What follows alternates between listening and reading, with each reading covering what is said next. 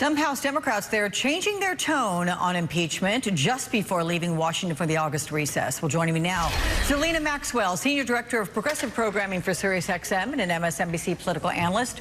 Roland Martin, host and managing editor of Roland Martin Unfiltered. And Republican Strategist Rick Tyler, also an MSNBC political analyst.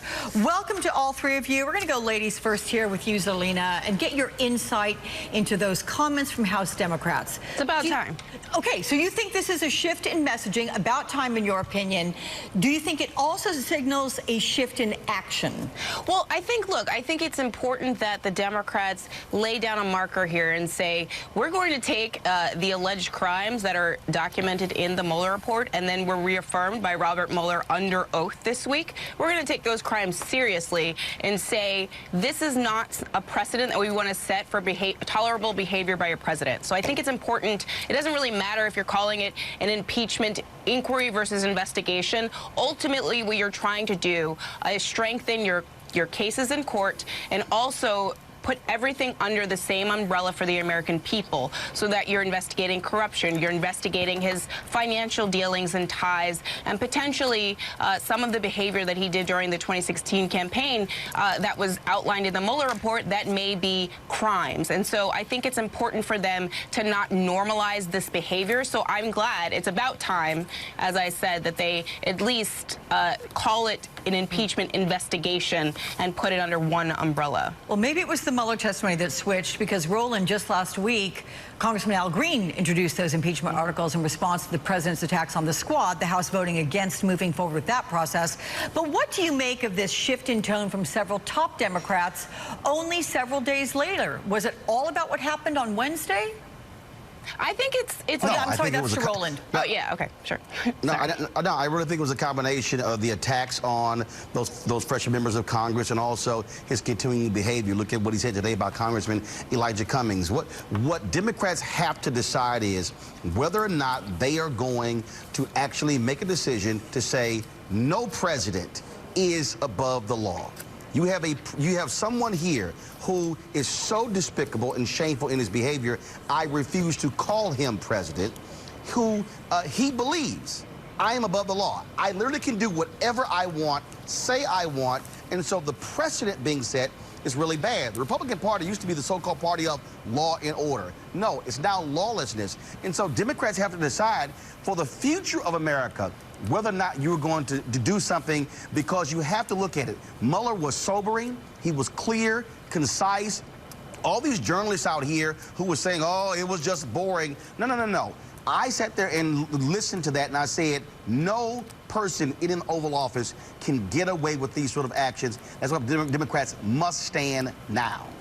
Look, Rick, and there has, in fact, been an upwards number of Democrats calling for impeachment inquiry since Mueller testified. Politico's counting at least 100 now. But public sentiment has barely shifted from where it was months ago. You have Morning Consult out with a new poll finding support for impeachment. It stands at 37%. By the way, that's down from 39% in January. So do you think 37% is more or less going to be the ceiling for public impeachment support under this president? I do, and I think the Mueller testimony ended any chance that we would get or there would be for impeachment. Look, let me say from the outset, we need to dispense with the 5-minute grandstanding that all the members get so they can make their magic, their magic viral moment. It's a disservice to the truth. They should select very few people get to ask questions, including staff, ask the questions and let people answer the questions. That didn't happen. He was constantly interrupted. By the time he got to the citation, they were on to the next question. Their time was running out. I mean, it's just a colossal injustice to getting at the truth. Having said that, let me just explain something about the news media. The news media has thoroughly reported what was in the Mueller report. Nothing new was learned in the Mueller hearings. There was no, to you, I mean, we all pay attention, but nothing new was learned. But somehow people believe that, people are going to turn from The Price is Right and watch C-SPAN hearing. It was ridiculous. And keep in mind, Alex, if you took the top show on all 3 news networks, and let's say everybody who watched all those shows watched the Mueller report, you would reach less than 3% of the nation. So this had no chance of breaking through. People weren't going to watch it. The news media couldn't cover it, and the structure of the hearings are just a disservice to the American people. Look, it's sobering when you say that, because I'm sorry, Alex, I got to push back on Rick there. Go ahead. I got to push back on Rick there. Here was the problem that you had. First of all, when you say the Mueller report was out there, how many people actually read it? What you had is... I covered that, Roland. No one read it, and no one saw it either. Rick, 1 second. Rick, 1 second. You had the framing of the report. The framing of the report by Barr. That's Media correct. then pretty much reported whatever he said because it wasn't initially made available. So what you had here was you had members of Congress who were actually going over the report, and a lot of people actually hearing it for the first time, and yet the actual guy who led it, who was answering those questions. Now, if you go back to Watergate, okay, it's not like there was a groundswell of Americans who said impeach Nixon.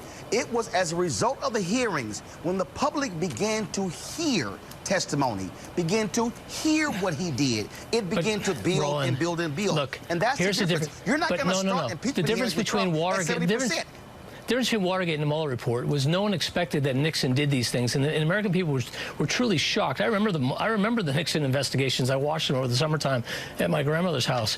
But people were shocked. No one had any idea that the president was capable of these things. I mean, what were they going to find in these hearings with Mueller? That Trump didn't pay a parking ticket, or there was another porn star? I mean, come on. Like, people are done. Everything was known. I don't think so. I don't think the American people are okay with the crimes outlined in the Mueller report and reaffirmed by Robert Mueller. And I think that there was new information. Excuse me, I let both of you talk a lot. There was new information in the hearing. There is an ongoing counterintelligence investigation that goes to our national security, which we did not have any idea about before Robert Mueller affirmed that on Wednesday. So I think that that's actually where our focus needs to be, because our national security has always been at risk because we have a president who doesn't really care about Russia's attacks on our democracy. All right, listen, guys, that's going to have to be a wrap. Good conversation, all of you. Thank you so much. Good to see you. Have a great weekend.